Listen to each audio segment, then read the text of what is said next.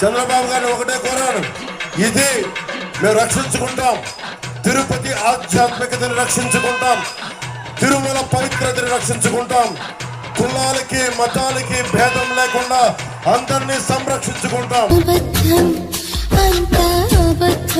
ఎవరు వచ్చేసారన్నా? వెండి చెప్పలేదంటే అసలు నువ్వు ఏం తెచ్చేస్తున్నారు?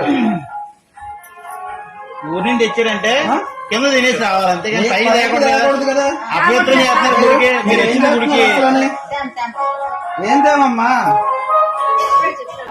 I am an unapologetic Sanatani Hindu. I am an unapologetic Sanatani Hindu.